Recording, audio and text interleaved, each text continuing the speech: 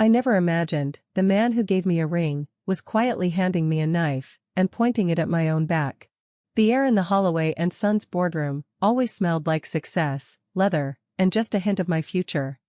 I was Sarah Jensen, 26, engaged to Mark Holloway, and working tirelessly to become a partner in his family's massive real estate firm. This wasn't just a job for me, it was everything. We were managing the Crestwood Tower acquisition, a multi-million-dollar deal that would either cement Mark's position as heir or bankrupt the whole legacy. I was the one doing the late-night calculations, the due diligence, the things Mark, frankly, was too impatient to manage. "Sarah, you're a genius with these spreadsheets," old Mr. Holloway, Mark's father, would say, patting my arm in a way that felt vaguely possessive. "You keep our boy on track. We need this, darling. We need that revenge." He always spoke of business success as a form of revenge, against old rivals, against life, against anyone who ever doubted the Holloway name. It made sense to me then, that fierce drive. I admired it. I wanted to be part of it.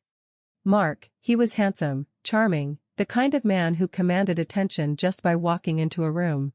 But lately, the charm felt thinner, like a veneer over something hollow. I started noticing the little things, the red flags. He'd leave his phone face down, always. And if I ever touched it, even just to move it off the nightstand, he'd snap.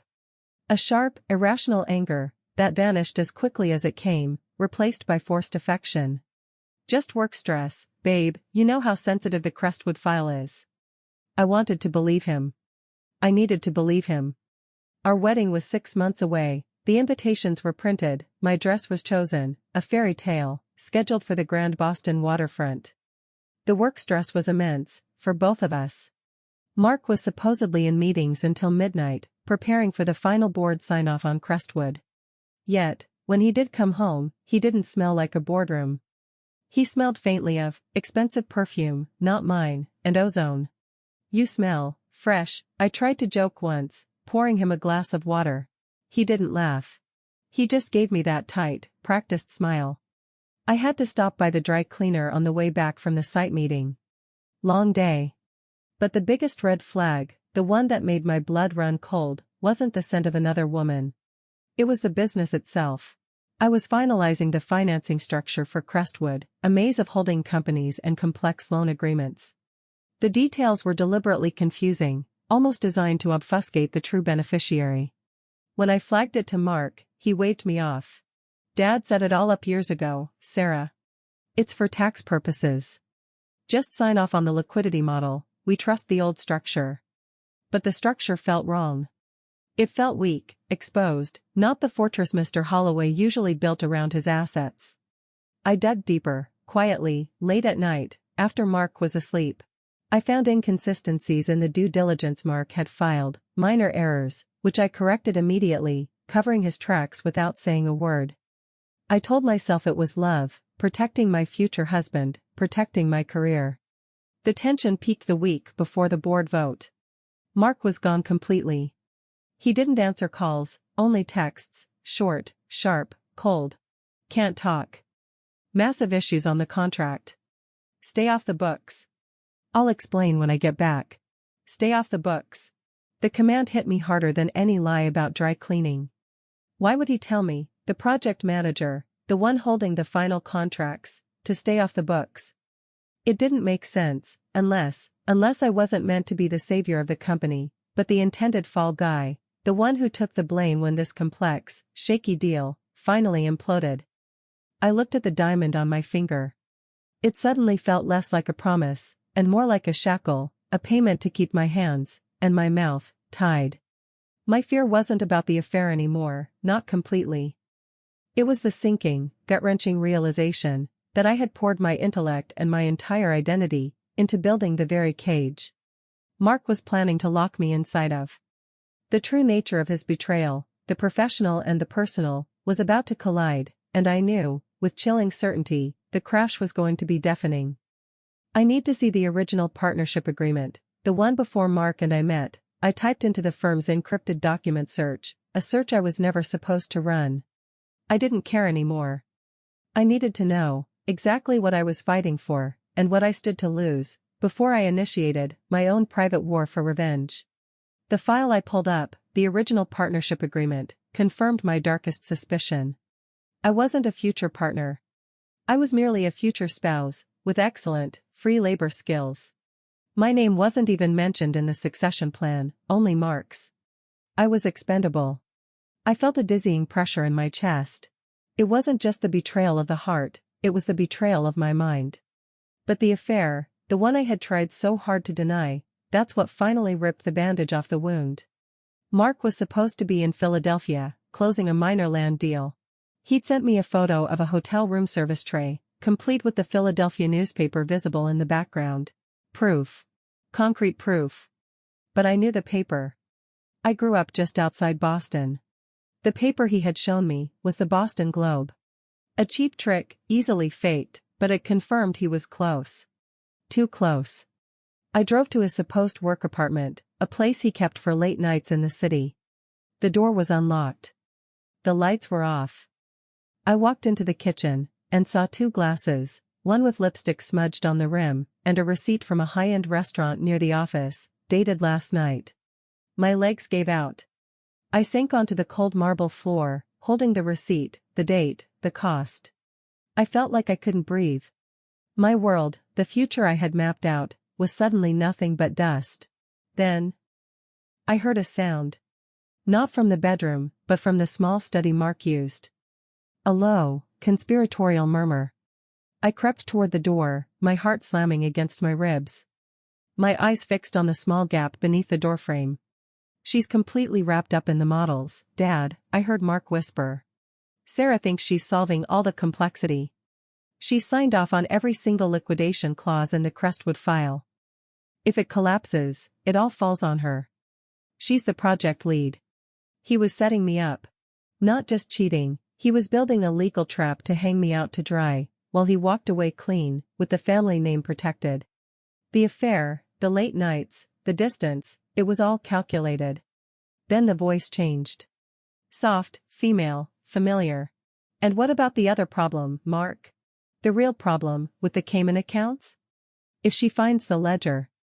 "Lisa, relax. It's in the safety deposit box.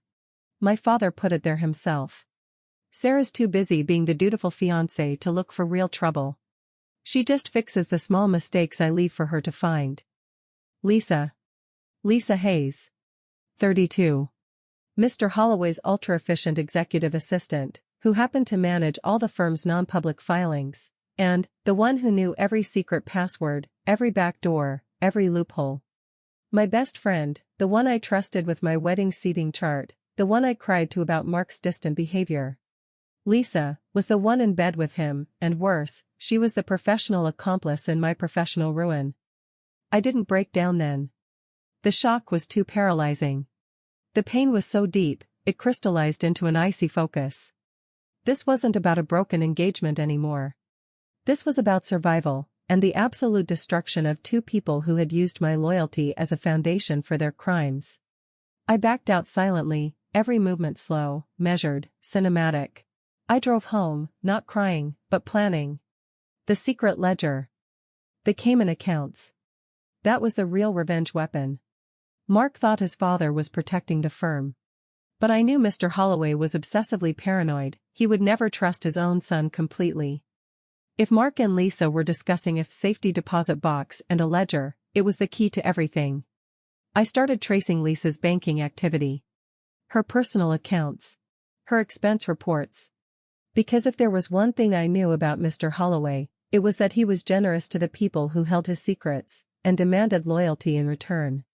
Lisa was the lock, but Mr. Holloway was the keymaker. I found it. A small, quarterly transfer, labeled consulting fee, from a subsidiary of Holloway and Sons, into a private bank account Lisa controlled. A large fee, consistent for 5 years. But the transfer contained a 9-digit reference code. That code wasn't random. It was a cipher. A date, a signature, and the 3-digit code for the safe deposit box at the Downtown City National Bank. The same bank Mr. Holloway used for all his private investments. I had the knowledge, the legal proof he had planted errors, the emotional motive, and now, the combination to his biggest secret. My heart might have been shattered, but my mind was sharper than ever. Mark was coming home tomorrow, smug and ready to play the victim of work stress. He wouldn't know the game had changed. I was no longer the fiancé. I was the silent, calculated threat, ready to unleash my devastating revenge. The safe deposit box was easy. Lisa, in her efficiency, had uploaded the digital access key, an encrypted QR code, to a secure shared drive, thinking Mark had the password. But I had the password, because I had set up the secure drive. Inside the box was a heavy, leather-bound book. The ledger. It wasn't just Cayman accounts. It detailed years of asset stripping, moving company funds into private, untraceable trusts, designed to keep the Holloway fortune protected while making the operating company vulnerable to collapse, exactly what Mark was hoping to blame on the Crestwood deal. It was financial fraud on a staggering scale. The revelation wasn't rage, it was quiet satisfaction. I had everything. The next day, the day of the crucial Crestwood board vote. I walked into Holloway & Sons, not in my usual designer suit, but in a simple, sharp black dress that felt like armor. I didn't confront Mark. I didn't cry. I didn't even look at him. Instead, I went straight to the majority shareholder. Mr. Peterson, an elderly, silent partner who held the deciding 51% stake, an old friend of Mark's late mother, who hated scandal. I handed him the ledger and a simple, 3-page summary I had drafted at 4 a.m. Mr. Peterson, I whispered, my voice soft but steady. This isn't about Mark cheating, it's about Mark and his father committing corporate fraud. The Crestwood deal is designed to fail, and they designed me to be the public face of that failure. I have the evidence. You lose everything if the feds find this first. He didn't speak. He just studied the ledger, his face turning a sickly shade of gray. I know every line of business here, I continued. I know every bank, every subsidiary. I can stabilize it. I propose a leveraged takeover, using the information I have. I take the managing partner role, effective immediately, and I shut down the Crestwood acquisition, before it's too late. He looked up at me, a long, assessing gaze. He saw the fire in my eyes, the cold, precise knowledge of the firm's deepest workings. He saw the only lifeboat. The board meeting began an hour later. Mark and his father, Mr. Holloway, were beaming. They thought they were about to approve the Crestwood deal, seal my fate, and take their hidden spoils. They started the motion, when the door opened, and Mr. Peterson walked in, not to his seat, but to the head of the table. This meeting is suspended, Mr. Peterson announced, his voice echoing in the sudden silence. By virtue of my majority stake, and the immediate need to secure the company's assets against serious exposure, I am invoking Article 9.4 of the operating agreement. Mark frowned. Dad? What is he talking about? Mr. Holloway looked confused, then angry. Then, the other door opened, and I walked in, a silent observer, with 2 large, unmarked security guards standing behind me. Mark's face went pale. His father's eyes narrowed into slits of pure venom. He knew. Sarah? Mark stuttered. What are you doing here? You were supposed to be reviewing the final contracts. I finished reviewing them, Mark, I replied, my voice quiet, but cutting through the tension. And I reviewed a little extra documentation, too. Like the ledger, and the evidence of your personal meetings with Lisa.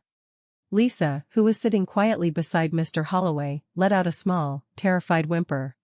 Mr. Peterson handed me a document. Effective immediately, Ms. Jensen is the managing partner of Holloway & Sons, with full authority to restructure and investigate all previous financial dealings. He looked pointedly at Mark and his father. I suggest you both resign cleanly, or face the full consequences of the findings. Mark was hauled out by the security guards, screaming about betrayal and lies. Mr. Holloway simply stared at me, a look of grudging respect, mixed with utter defeat. He had met his match. The student had not only surpassed the teacher, she had taken the entire curriculum. I sat in the head chair, the chair Mark was born to occupy, and looked at the faces around the table. They were scared. They were impressed. I hadn't just gotten revenge on my cheating fiancé. I hadn't just ruined his career. I had taken his birthright, his name, his legacy, and made it mine, based on the integrity he lacked. My heart still hurt, but in that moment, looking out over the city I now had a major stake in building, the pain was replaced by a cold, powerful satisfaction. I had won the war, before the battle even began. If you've ever had to choose between letting them win, and risking everything for the truth, tell me your story in the comments below. Don't forget to like and subscribe, for more tales of devastating revenge.